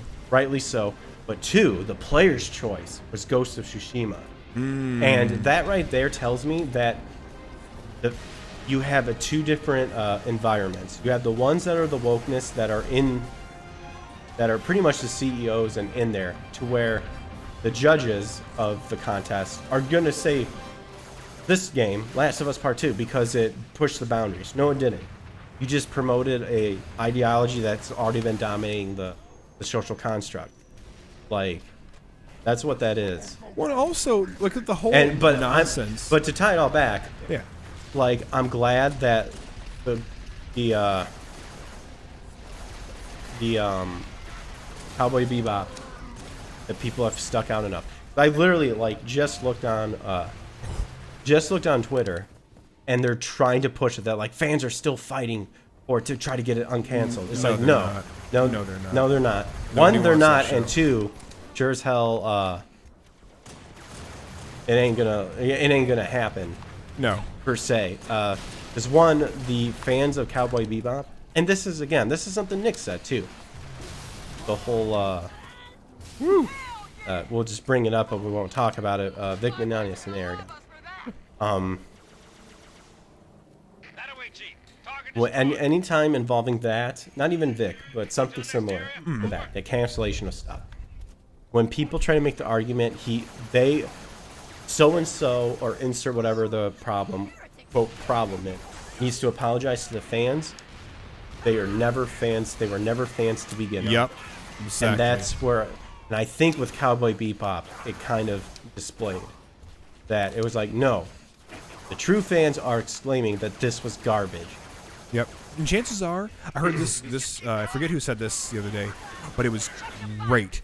And they were talking about the nature of creating something that is consumable, whether it be media, entertainment, a book, what have you. They said, if everybody loves what you're doing or you're creating, chances are it's garbage. But if you're making people mad, while some really, really love it, chances are you're right in the pocket of what you need to be doing. And go and finish your thought. No, I'll share what I. and when I think about the big mess that they tried to make inside Last of Us 2 with the whole, oh, this guy's gonna get down on gay people. Oh, you want these bigot sandwiches? It's like you've missed the plot, because you're essentially inside a zombie. Zombie-esque environment now. You're literally in the end of days. Humanity is dead. You're the ones who are hanging on by a thread. You're left for dead. Okay, you're in this post-apocalyptic world. All right, so you've got that going on. You're gonna tell me that you're gonna get so hung up over a social issue that is hot button right now? See what I did there again? It's a hot button topic right here and now in our present day and age. And you're going to put that at the forefront of your mind over surviving the next 24 hours because you want to be a my thought, preachy and I think I said moron? that. I want to say I think I said that during the thing. And copyright right now. So this is my idea if I ever did a... Copyright. This is my idea of what a zombie like if I ever made a zombie apocalypse scenario. Yes. I would have it to where... Lay it on me, babe. That this situation would actually be brought up, like what they did, and I would have the main guy come out, and there would be the scuffle, like, I ain't working with. He called me a fag. Yeah, like I ain't working with this fag or whatever, and the main guy would look around, and he would start beating the crap out of the bigot. Sure. So he would start beating the crap out of him, and maybe to the point of killing him. I don't know. Like I said, this is kind of like a scenario I would show. Yeah. And then when it was all, and everyone would be like, holy crap. And then he would turn to the gay guy, I guess you could say, or whatever. And he would start whooping his ass. And the guy would be like, what did I do? And he would pretty much have that monologue of what you said. Just like, this shit is dead. The world is dead. My only thing in my mind now that's a social priority is survival. Yep. I will finding food and keeping my kids alive. And I will be damned to have someone like you, i.e. your mentality, your ideology, not who you are as a person, could jeopardize my life being out there because you don't want to work with it. And then I would probably have a little quick so are we good, fag? And then the guy, have it end kind of like that. Oh, that's poetic. But that's the whole that. point. That's the whole point, is that when you're in that, especially a post-apocalyptic world, if you're still worrying about social conduct, dude, you missed the boat. You missed the boat, and you're going to die, and chances are you're going to piss someone off that they're going to leave you to die because you are a threat to survival. Yep. You can only push people so far. It's like... Oh, but what I was saying before, when you said... regale me with a tale. Well, no, the one where you said, if a lot of people are pissed off, you're probably doing something right. That thing that you said not too long ago. I feel like it's a mixture. I don't think it's that cut. I should have caveated that. The caveat being what I mentioned on Nick's stream. Oh, okay. That if you are acting from a place of truth, your actions and your words are coming from a truthful place, then it's like if you're pissing people off, good chance you're doing the right thing. But yeah, if you're just trying to just create content, you're making people mad, and you don't really care so much about truth, then you're probably doing something. Yeah, because it was it's like, and of course going to the extreme, it was like, well, if someone's saying a lot of stuff that's enticing, then no, it's not. Never mind. I just kind of countered my own thought that I was about to say it in my head. So I was like, nope. You know what? I'm not going to say it because... No worries. Wait for me, Marine. Let me get on here. Yeah. You're going to take the back. But Netflix. Stop adapting garbage and stop. Yes. Well, Did we just lose the internet? Kylie lost the internet. I don't think we lost it. I mean, it's been loading now and then. I'll refresh. It's showing us. Kylie's like, did we lose? I mean, I'm literally hardwired in. We should not be losing the internet. We shouldn't. No, it's not. Oh, text her back real quick. I mean, but we are coming up on the 2-hour mark. Hey, man, where does the time go? Well, when we have a bunch of stuff that's just on our minds that we want to get out, it flies by true. But again, it goes back to, I think, and the funny thing is that these people know what the consumers want, but they don't want to do it because they're afraid of the backlash of like 5 Karens. Yep. Dude, it's like, We have to like jump on top of it, right? no, or something like that. what we need to do is we've got to blow the knuckle protectors off its knees, and we've got to eventually attack the core. So like I picked up a Marine because they have infinite ammo. Oh, and nice. He's got a targeting rocket launcher, and so I'm there just we go. driving around blowing away at the legs.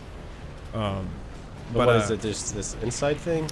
So Or is I'm out the of shells ammo? on the knees of its legs, we got to blow that up, and then there's a core. You'll be able to see it on the back. Okay. Well, I'm gonna grab this gun. I don't have any. Yeah, I love taking on these scarabs. It's so much fun to fight. But to your point about Oh, I see. Netflix and about this Cowboy Bebop mess. Did you see the video of the actress who played Faye? It was like shortly before. Ragging on the people. Yeah, shortly before the show even aired, and she's doing this faux apology, like, "Oh, I'm so sorry that I don't have the gigantic tits that you really wanted to see." And I'm paraphrasing here, but Yeah. I'm so sorry that I don't fit your mold of what this should have been.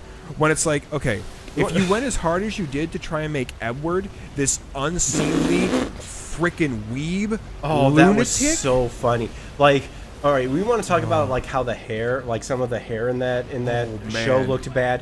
Ed's was the worst. That was a straight up cosplay wig.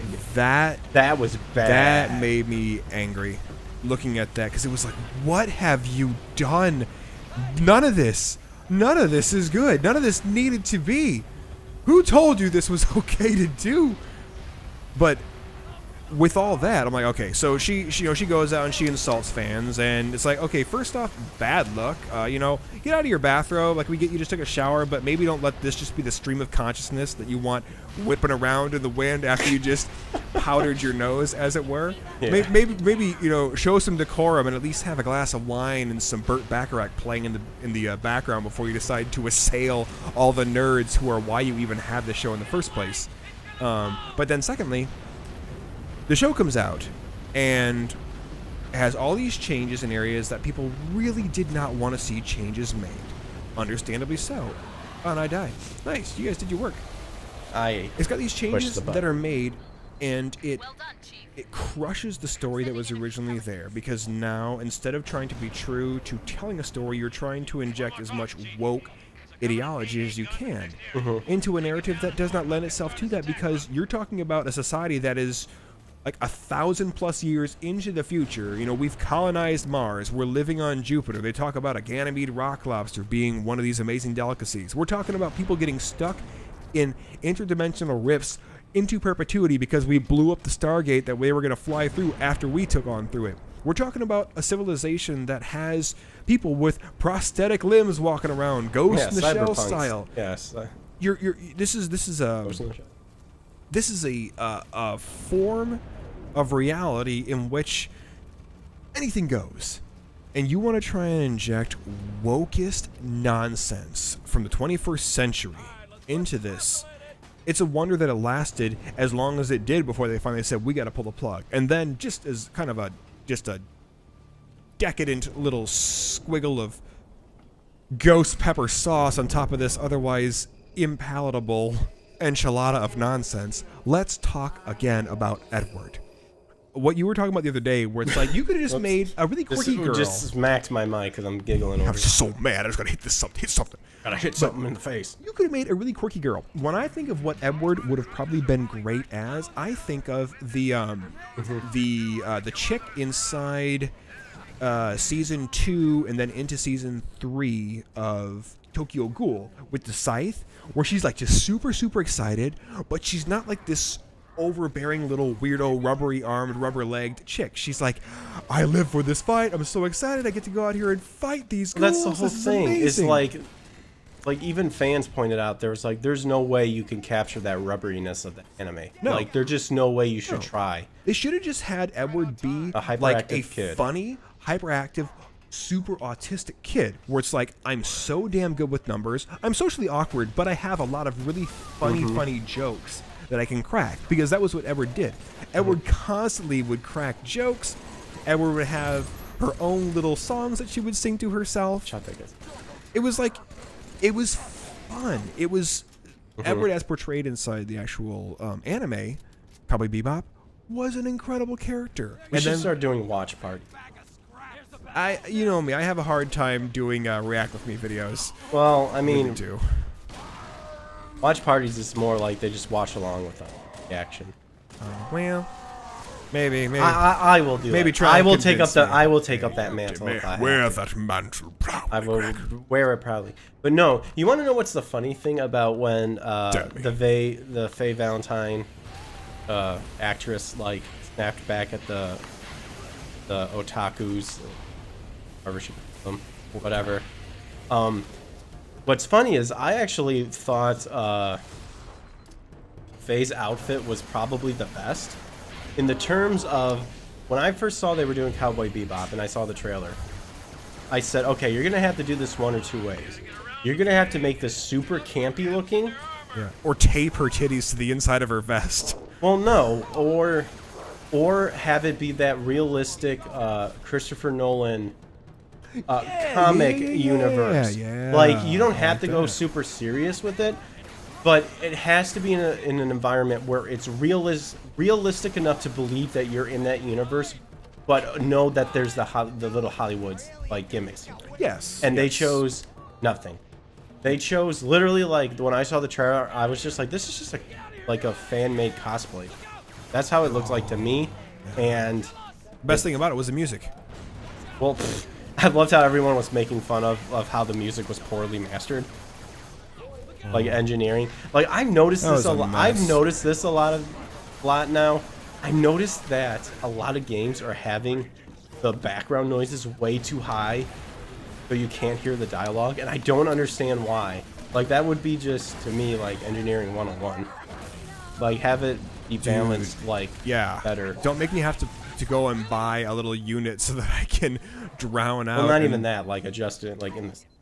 Yeah. But it's just like, hey, did you ever get to this part that there's a bunch of explosions happening all around, but there's like a main like key point of the story, and I can't hear them because there's bombs going off in the background.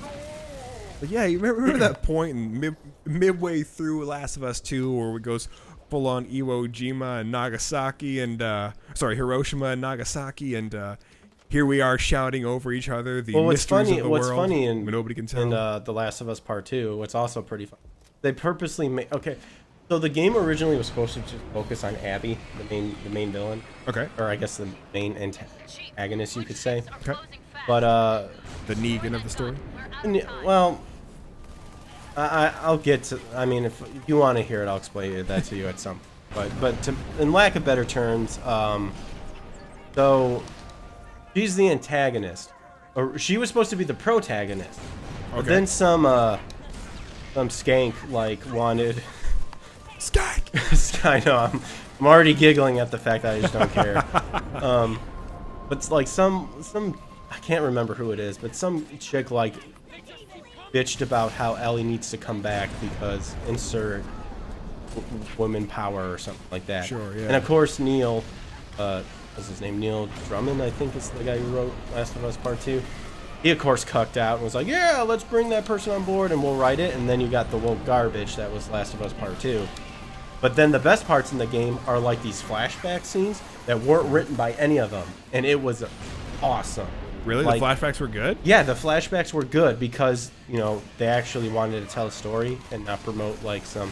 Yeah. Like I'm saying this right now. If you're a game developer and you think a good scene is two lesbos making out in a fucking Destroyed world. marijuana like growing facility and think that's good story, like Go find yourself a rope and Yeah. jump rope with it. Yeah, simple little. No, it harder was for the like straight up. rejects. It was straight up like 60s, like hippie, like setup. I'm like, are you kidding me? Like, and then they try to throw a little religion in there by like having the female companion of Names in brat form. I don't have it. I don't know what that means. what? Kylie, I don't know what that means.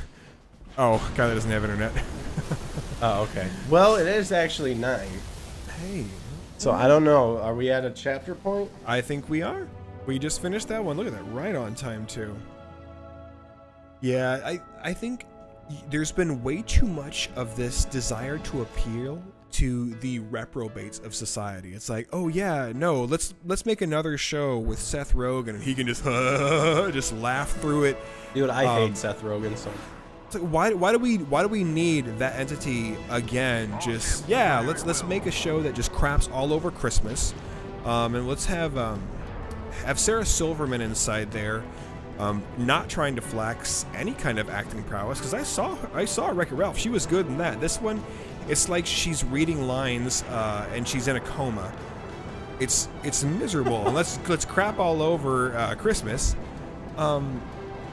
Why are they trying to play so hard to a fan base that doesn't exist? That is, well, to a fan base that if we want to talk about value in a person, they're not exactly the kind of people that you really want support from, because chances are they're going to be the freeloaders inside your fan network that are going to be more apt to pirate what you're producing than actually go out and pay for it because they spent all their money on booze, drugs, and a good time. So, that's the way I'm looking at it. I say we should cheers to that. I think we should. I gotta top me off here. Oh, there's only a wee bit more. Greg will help me. Let me finish this all by myself. Not just trying to save this at all. No. No, sir. Cider is best enjoyed while ripping on woke video games and craziness in the world.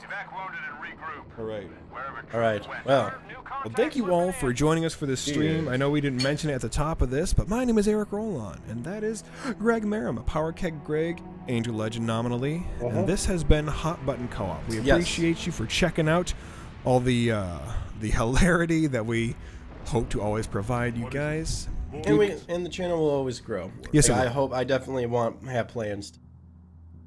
Got to do with what we got. Yep. Right now, it's just building that fan base. So we appreciate all that you guys do. That check out. Absolutely. Every social media is listed in the description below. So check us out there. Yep. We will soon be simultaneously streaming to Rumble, as well as we have our account set up over there. So we're still in our infancy, but we will be building out as quickly and vivaciously as possible. Oh, anything else? Well, till we see you next time, being that next week we won't be having a show, we'll have some clips uploading in the meantime, little fun segments that we cut out from this here, little bite-sized chunks. Have a Merry Christmas, and Merry Christmas and Happy New Year if we don't. A New Year? Yep, and enjoy your families, cherish the time, unplug if you can during the holidays, and just enjoy those who are around you instead of all those who are so far away digitally. All right, cheers. Chin, brother. Yep. You guys later. Take care, y'all.